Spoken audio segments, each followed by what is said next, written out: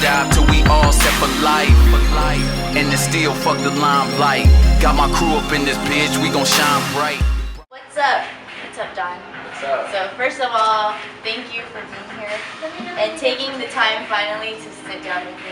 I was late. For those who want to know, you on camera, you want to put me on blast, I was late. Like 30 minutes late, but that's okay. So how are you doing? Traffic. Oh, sure, traffic on a Saturday.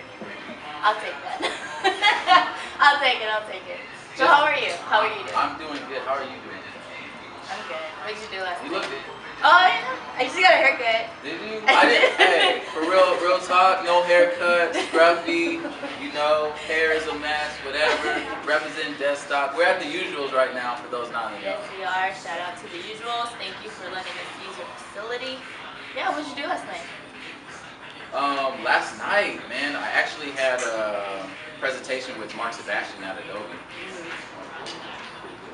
Cool. I checked out that free show they had over at Southwest Billiards. Saw a lot of San Jose artists.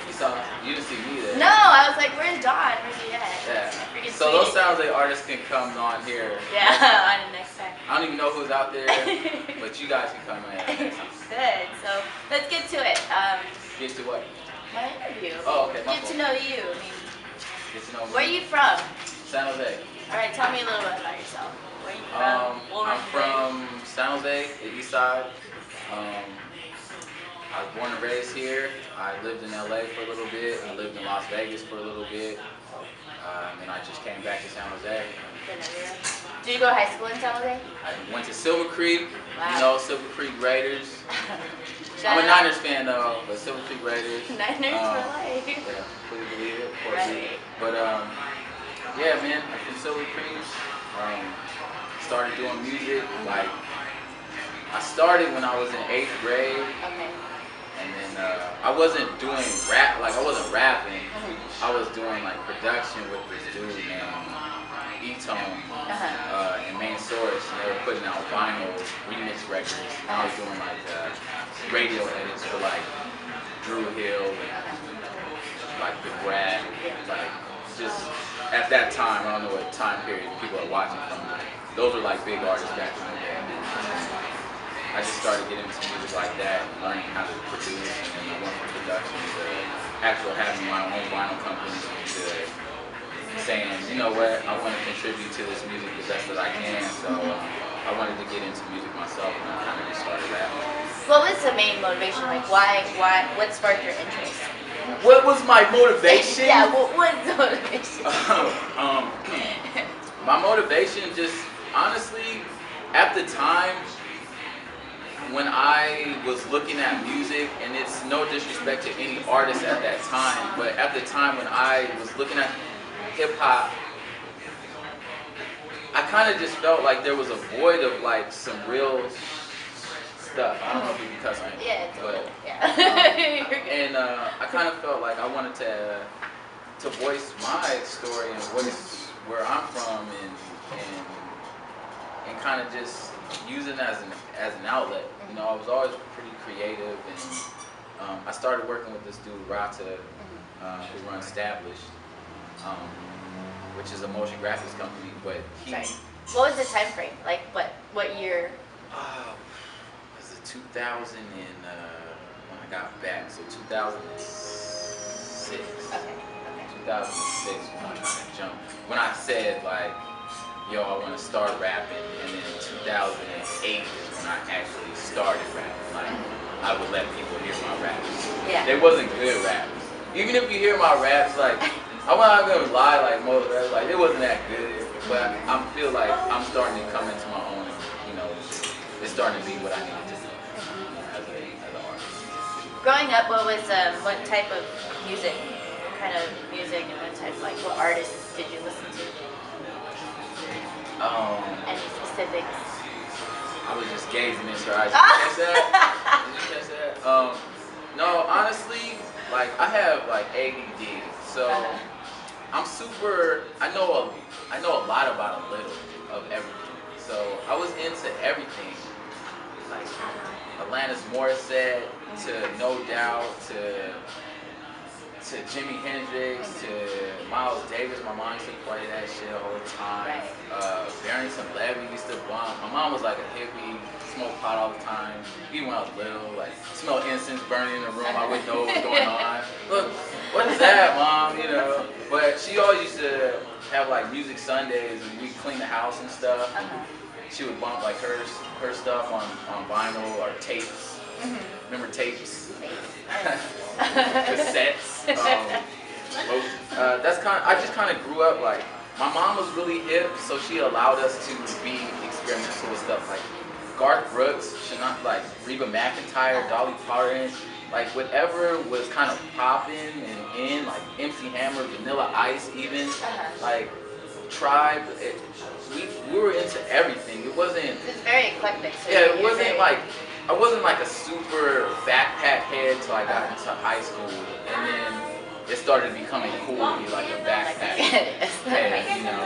Right. And so I like my music kind of reflects that. It's like I'll do anything. I was into gangster rap and I was into pop too. Like I was into everything. So that's kind of just what you get. Like as me, I just give those experiences. Like I love all types of music, so I don't put myself in a box. And if I feel I'm in a box, I'll do whatever I can to get the hell out of it. So this past summer, is summer over already? The summer is. It's not over. Not because I mean you're still hot. It is. It's still hot. Is that what you No, I said you're still hot. Make me blush. Well, you performed at Music in the Park.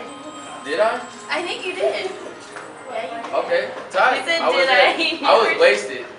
You were there.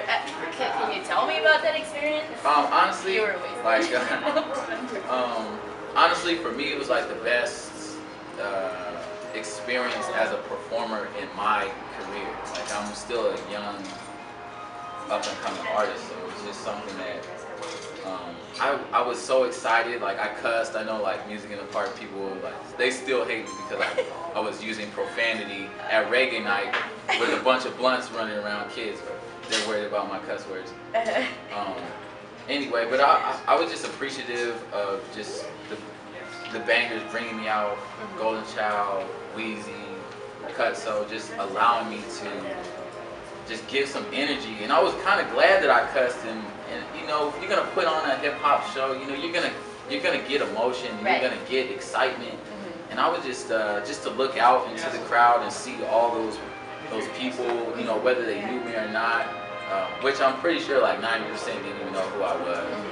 But it was just a blessing to be able to do something like that and to participate in that event. And then Ray killed it, the Bangers always killed it. So I literally put that up like in moments in my career, like I put that up pretty high. So. It was an awesome event. Were you there? I was there. Yeah.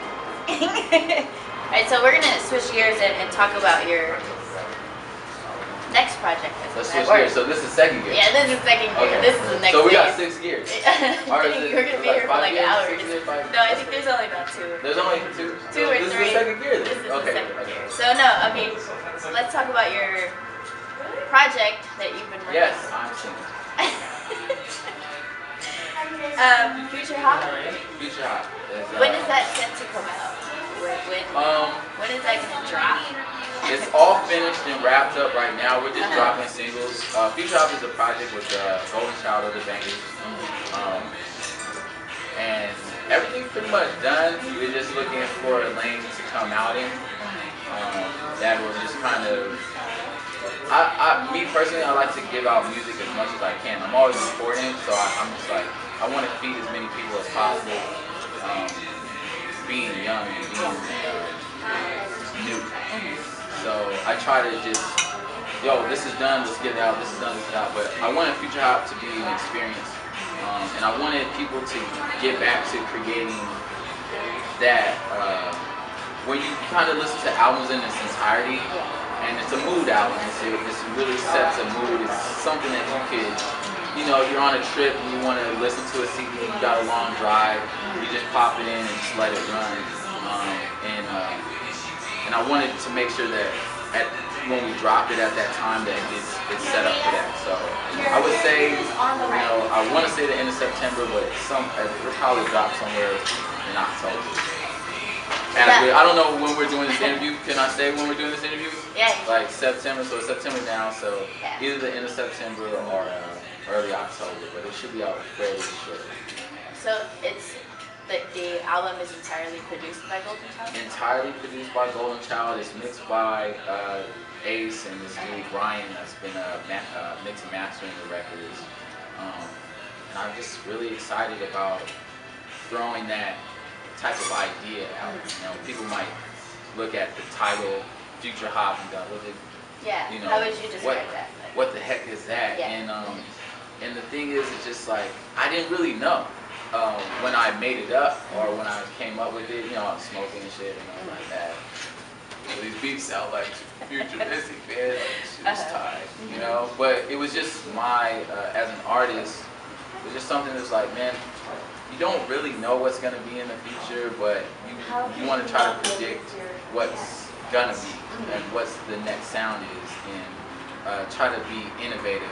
And people always say there's nothing new under the sun, but if you don't strive or search for that stuff, you're not going to find it. Right. So I'm just being confident and saying I'm working toward that, or I'm trying to get to the future and project these concepts and project these images and still give you a piece of myself while giving you a piece of Golden Child.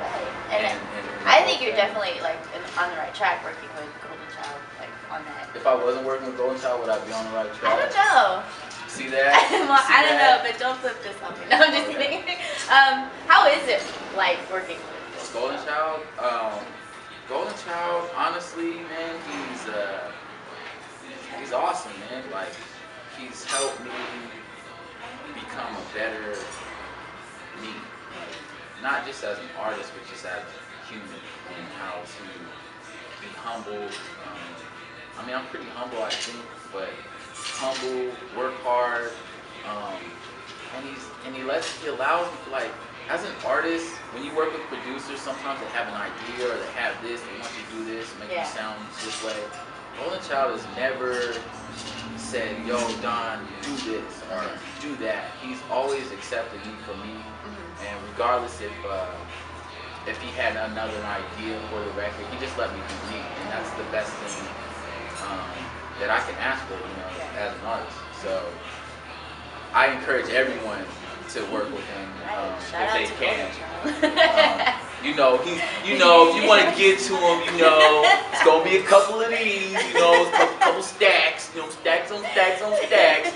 But Golden Child, it's just been a blessing to work with Golden Child and to see his mind a little bit. He's out there and he experiments and he's very open to ideas, and that's beautiful. The idea of just music is just a beautiful thing, man. I love this music shit. Yeah. And he's one of those dudes, I don't care if there was a camera on or not, we would do it anyway, because it's just fun. And he gets that out of me, that I want to do the best I can over his stuff. Right. Because I want to honor the fact that I'm working with such a talent. Yeah. Awesome. And I heard some of the... So shout out to Golden Child. Yes, Golden Child. White dude with his money. I did. I heard two tracks from that You heard two? album. You leak my stuff? No. You sell my stuff? You leak your own stuff.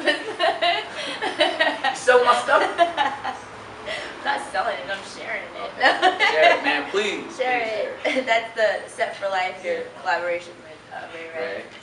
And is it still rolling? Still it was called another title, but I was informed that it wouldn't be appropriate. But it was called, I guess it was called X Pills. Oh, okay. At the time. And then I was informed that might not be the best thing to go with. So it's called Still Rolling. It's probably my favorite, one of my favorites. They're all my kids. So I love all my kids, but it's one of my favorites off of that album. R&B.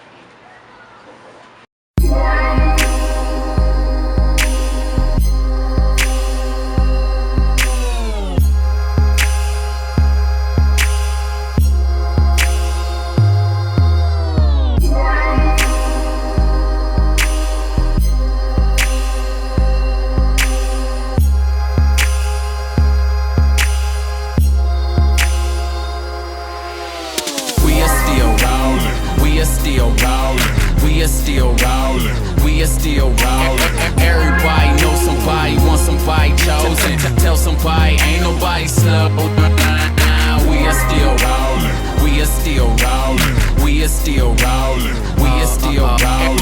Everybody know somebody, want somebody chosen. Tell somebody ain't nobody slow. Mateus again, like I'm talking to the Reagans again. Fish filleting again. If you think I'm not filet mignon, hard to defend like a quick. So, what's your message to the world? What do you want to tell What's my everybody? message to the world? Yes. What is your message? Tell them. Tell everybody. Drink Gatorade. There you go. This Look is into the your camera public here. service My public service, my public service announcement to the world. Honestly, my message to the world is just like life is a journey, and you know, enjoy the ride, because you're gonna get what you get out of life. So what you give into life, you're gonna get out. And if you work hard and you strive for things, and you don't take no for an answer, you don't look at obstacles as obstacles, and you just look at them as kind of like, I guess you could say, optical illusions.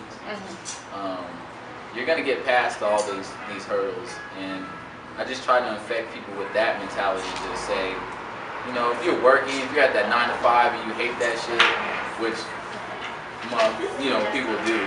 A majority of people do, yes. You know, or if you don't work at all or whatever, and you're just kind of just stuck. If you're in college and you don't know what you're doing, like, your heart's gonna tell you what you should be doing, and then go and get smart about what you want to do with your heart, and then that'll dictate where you want to go in life. And happiness is a state of mind. So you could be happy with $1, you could be happy with 100 million, you know. But happiness is ultimately what we all want, and you know, just worldly shit, man. Like, everybody should feel happiness, and everybody should feel that sense of like, man, I'm working towards that. I'm working towards being more happy with life. So I guess that's my message. Really, that's a very good message. Is it? I dig that. Thank you for sharing. But You're welcome. you know, that's all I have for you. That's it? That's it. That's all you I wish have? I had more. That was like the easiest. It would be like hours. We would be here for hours talking. Talking about. I have no idea. But any shout outs? Anybody you want to thank? I want to definitely thank the usuals. Yes. I hope they get some B-roll footage We will. of the place, but I love the usuals. I'm repping them, dead stock. So shout out to Mike, Mari, Lonnie, of course. I want to just shout out my crew, you know, Specialist, Curl Boogie, Ace, Pete Gang, Quicksilver, Nasty Knot, E-Tone, DJ Lizzy Matt, just the whole clique. Established, Rata, my family, you, Me. for being sexy. You know what I'm saying? Oh my god. Oh, and shout out to Ray, man, for blessing the Set for Life track. And just pick up the Future Hop album, our EP when it drops, and look out for Don Prahfit. Out. There you go. There you have it. Hope you enjoyed it.